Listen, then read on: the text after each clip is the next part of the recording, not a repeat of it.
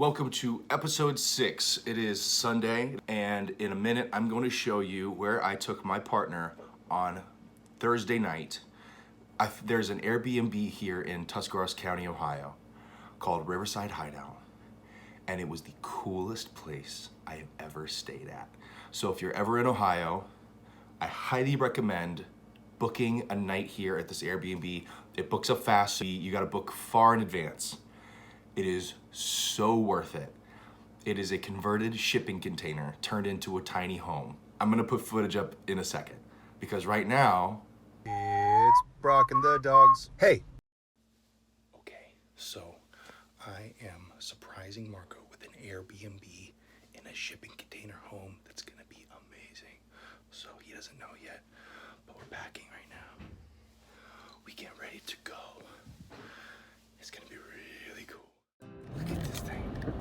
Holy crap. We're here. We're here! It's a shipping container home. Look how big they did. Wow. Oh, it says welcome Brock. Oh my God. Look at this place. This is awesome.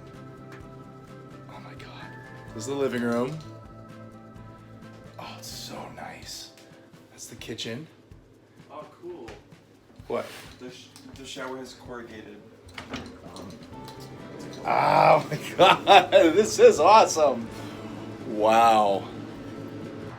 Oh my God. It's a hot tub. It's a hot tub. Got the grill. This is China shipping. This is wild. This is incredible.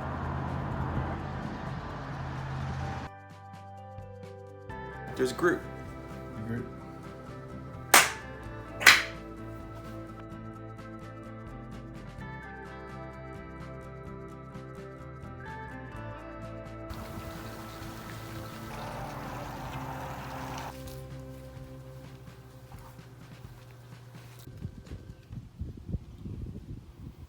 Oh my God.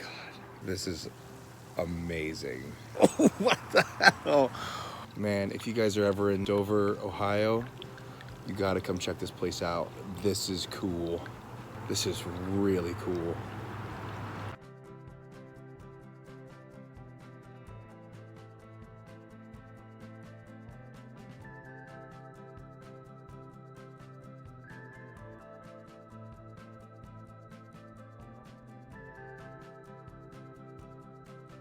Before we check out of here in about 20 minutes, I am going to add the link to this listing on Airbnb in the description below. I've always wanted to say that, and now that I'm a YouTuber, I can. It's like, oh, it's a shipping container. Psych! See, if I lived here, this is where all the doggies would run. Not there, but right there. And they could go up into the woods, go run around, and then come back. Hey, not too far. Come back.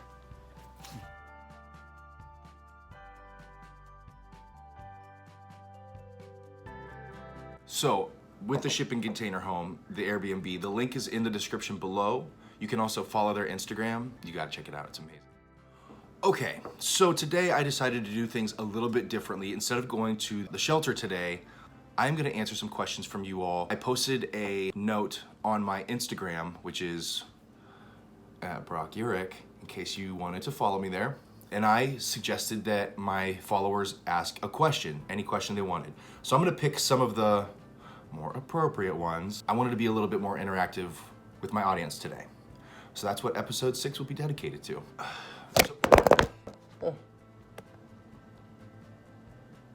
You'll have to forgive me for the setup today. My tripod broke, so I'm using this unused Chia Pet Sophia statue and a thing of oatmeal. Chia Pets never work. I never can do them. I tried Sophia, I tried. She's just a statue now, she's a bust. She goes right there. Okay, this is from Kelvin. What inspired you to do a YouTube channel? That's a good question. Living in New York City, obviously no renters allow you to have dogs. Very, very few, unless you have a lot of money and you live in a really nice place that allows dogs. Typically, renters don't allow dogs, and that really, really bummed me out because I wanted to foster. And so what I would do instead of fostering is I was like, I have to help some way. And so what I would do is I would go to animal shelters, and I would go to animal shelter events at Union Square, and I would do videos. And some of you who follow me on Instagram have seen those videos year ago, maybe like, I think far back as a year and a half ago, 2 years ago, I would do them. I would just go and do exactly what I do on this YouTube channel. I would go visit the dogs, do pictures, Instagram stories, Instagram posts with the dogs, and people loved it, and they really got excited about it, and people would be inspired to go rescue. And that's all I wanted to do, is I wanted to go inspire people to just go check out a shelter. Even if you're not gonna get a dog, you don't have to go get a dog, just go play with them, go see them and love them. And so then I saw this dog that needed a foster, and I said, it. I don't care if I'm not allowed to have dogs in this building. I'm gonna foster this dog. And if I get in trouble, what are they gonna do? Kick me out? No. So I fostered, and I fostered a few dogs after that.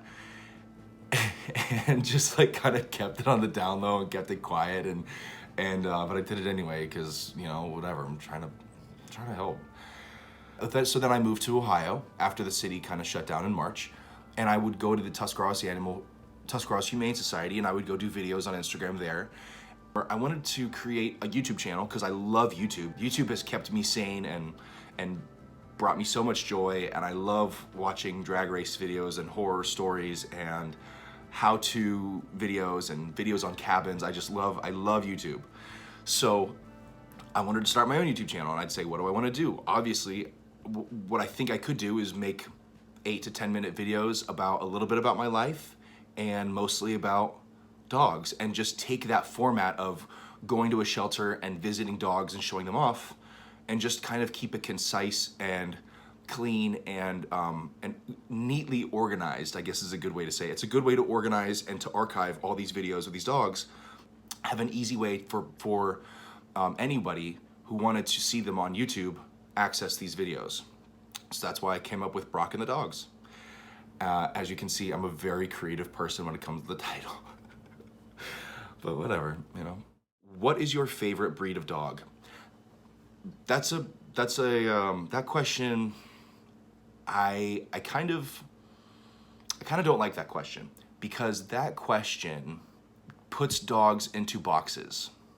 And the problem with having a favorite breed is that people kind of get stuck on only, if people want to go get a dog, they only want that one kind of dog. They must have a this or a corgi or a whatever, and if they don't see it in a shelter, they won't rescue, and they'll go pay a breeder for this kind of dog.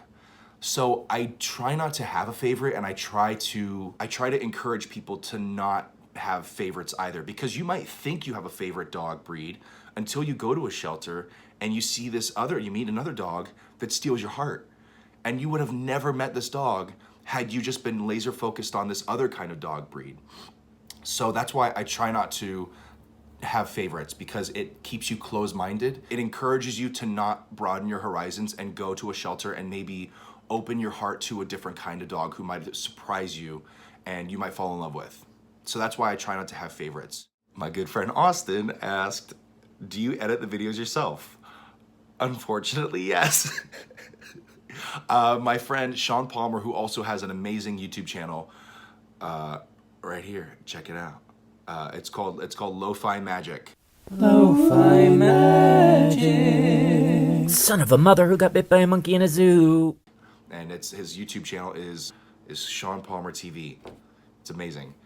He is my mentor and one of my best friends, and he suggested I get onto LumaFusion, and LumaFusion is an amazing app for editing. So if you're ever it's a little, you have to pay for it, but if you're getting serious about a YouTube channel or making videos, it is definitely worth it. It's amazing. It's an incredible editing app. So LumaFusion.